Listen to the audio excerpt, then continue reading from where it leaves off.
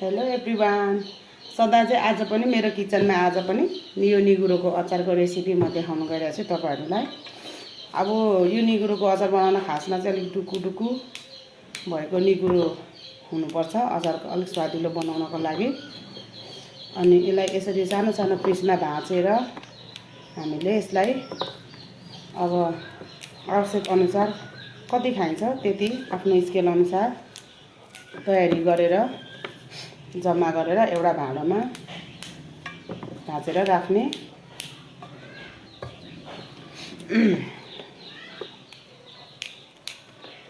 यसरी भाँचेर मलाई चाहिँ अब यति चाहिन्छ हैन, त्यसैले मैले चाहिँ अब यति भाँचेर रेडी गरे।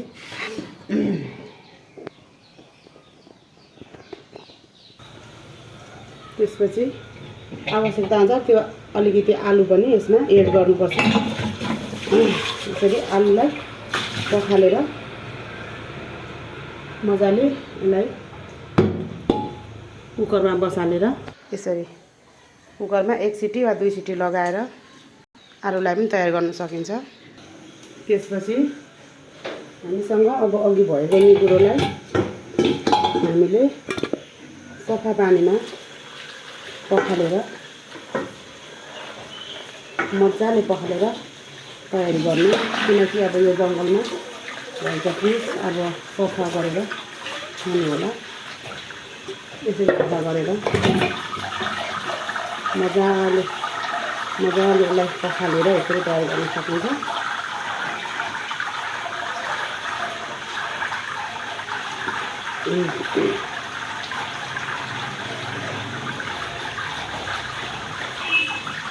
यसरी तयारी भएको निगुरोलाई एउटा भाँडामा खन्याउने,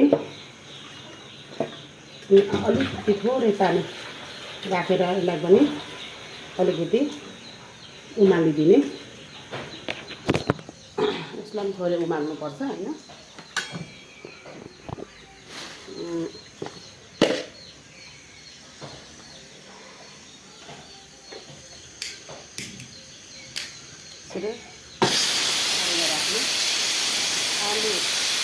आलु रेडी हुन लागिसक्यो हैन।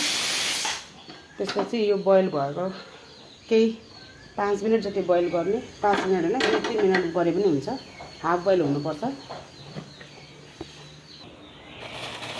खोर्सानी आवश्यकता अनुसार पिरो कतिको खाने त्यो अनुसारले खोर्सानी हाल्नुपर्छ।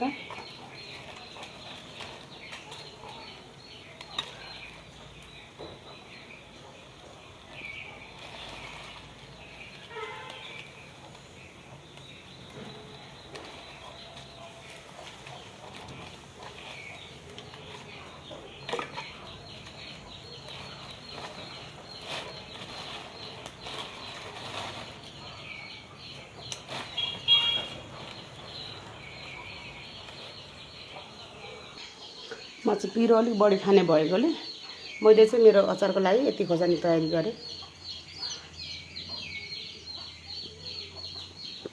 आफ्नो स्वाद अनुसारले खोर्सानीको चाहिँ तयारी गर्न सकिन्छ। अहिले बजारमा आइडी नुनहरू पनि अलिकति हानिकारक भएको हुनाले हामीले चाहिँ ढिके नुनलाई तयारी गर्छौँ। ढिके नुनले हामी चाहिँ नुनको मात्रा यसरी नापेर यस्तो ढिके नुन लगाएर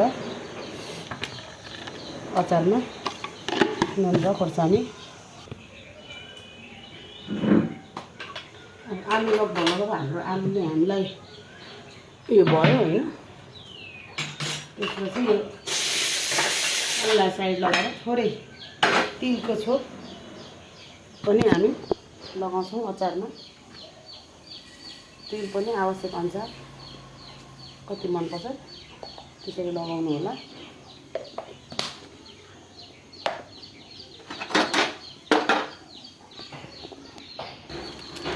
तिललाई यसरी अलिकति रातो हुने बेला रातो भइन्जेलसम्म तिललाई भुट्ने चलाउने।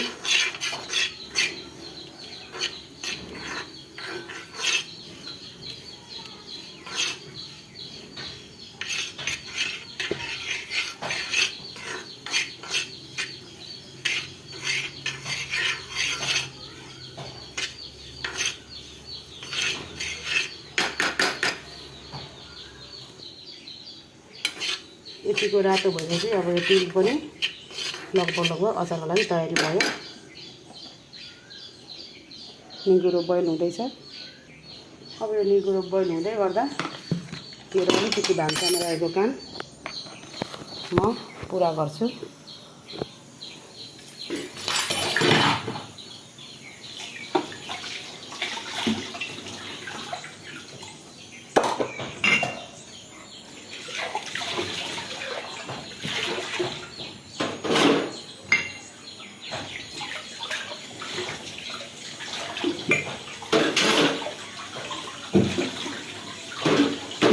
निगुरो बोइल हुँदै गर्दा मेरो आफ्नो घरको काम मेरो भन्दा पनि म गर्छु। घरै बसी अर्ग्यानिक सब्जीहरू भन्ने जस्तो तरिकाले आफैले बनाएर खान सकिन्छ साथीहरू।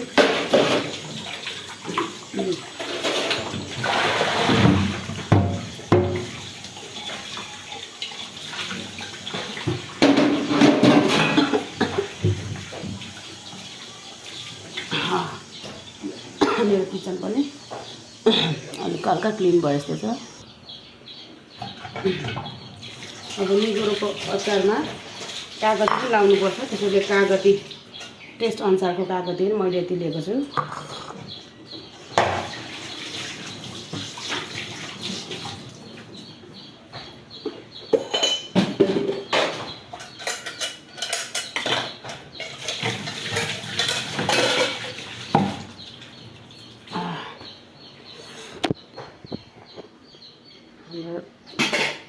हाम्रो अब यहाँ बोइल भइसक्न आँट्यो है।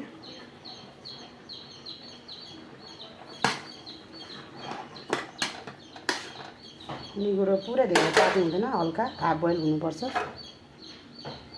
त्यतिन्जेललाई अब यो आलु चाहिँ उक्काएर रेडी गर्छु। अचार लगाउने एउटा भाँडो तयारी गर्ने, त्यसमा अघि बोइल गरेको आलु यसरी उक्काएर राख्ने।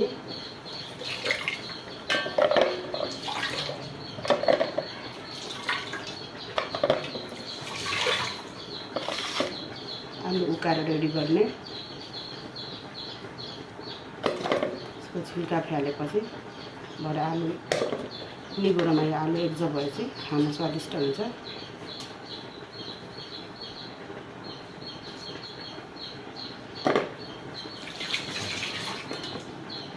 धेरै तातो छ, त्यसले भर्खरै निकालेको साथीहरू। आलु चाहिँ एकदमै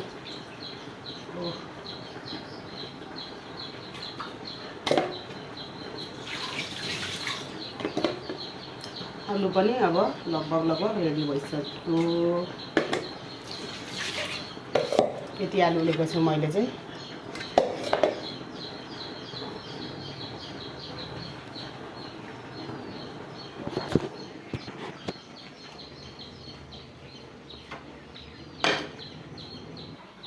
अब होइन अघि मैले भने जसरी नै खोर्सानी र अजिना पनि थोरै टेस्ट अनुसारको लाउने, अनि अघि भुटेको तिललाई पनि एकै ठाउँ एड गरेर बनाउन सकिन्छ अचार।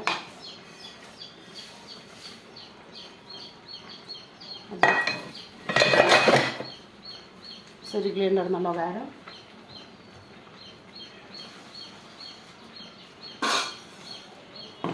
मिक्सरमा पिसेर यसलाई यसको पेस्ट बनाउँदा एकदमै राम्रो सजिलो पनि हुन्छ अचारमा लगाएर खानलाई।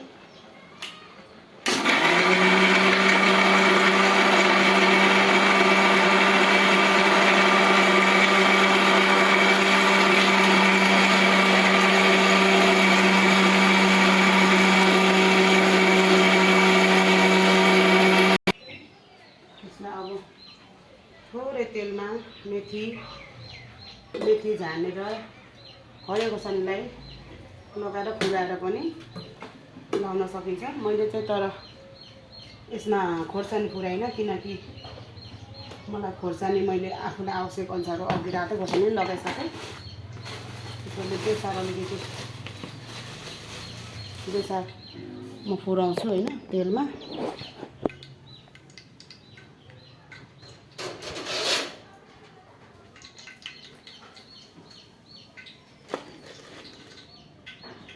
मुठी बेसार ठिकै हुन्छ। यो तातिएको तेलमा मेथीसँग बेसार पुऱ्याउनु।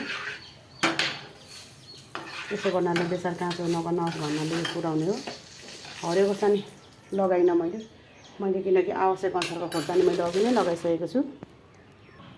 यसरी हामीसँग अब तयारी गरेको लगभग सबै तयारी भइसक्यो। यो बोइल गरेको निगुरोलाई यसरी पकाउनु। यसरी पखालेर रेडी गर्न। अनि यो निगुरोलाई पनि धोएर रेडी भएपछि एउटा भाँडामा निगुरोलाई खन्याउने सफा भाँडोमा। त्यस पछाडि अघि तयारी गरेको आलु, कागती अनि तयार गरेको यो तेल यसलाई यसरी यहाँनिर खानालिने। त्यस पछाडि अघि तयारी गरेको उसिनेको आलुलाई पनि सानो सानो पिस गरेर यसरी काटेर यसरी छोडिदिने। यो आलु धेरै पाकेको छ, त्यही भएर धेरै मसिनो बनाइराख्नु जरुरी छैन हैन। यतिले सक्ने होला। त्यस पछाडि मेरो यहाँ पेस्ट मसलामा अचार चाहिँ यहाँ तयारी भइरहेको छ।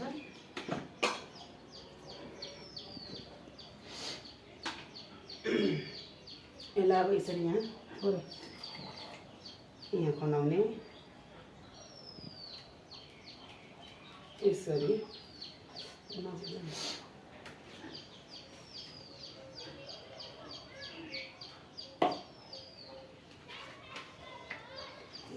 यो अब लगभग तयारी हुने लाग्यो। यो कागती काटेर कटिङ बोर्डले कटिङ बोर्डमा काटेको छ भयो हातैले भयो। यसरी कागती निचरेर लगाउने अमिलोको लागि। अमिलो आफ्नो स्वाद अनुसार लिन सक्नुहुन्छ तपाईहरुले चाहिँ।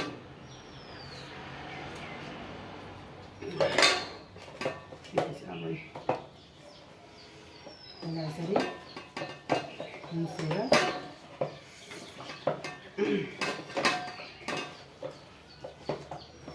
अचार फाइनल्ली रेडी भयो हैन।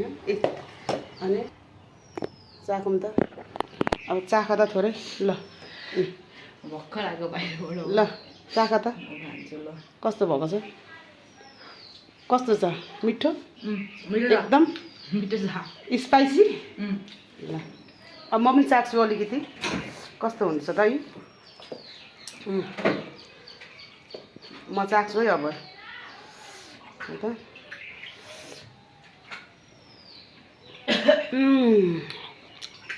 एकदमै आफैले अचार बनाएको हो जस्तो लाग्दैन मलाई साथीहरू। यस्तो मिठो राम्रो अचार बनाउन म सफल भएको छु।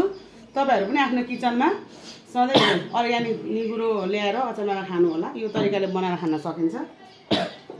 ल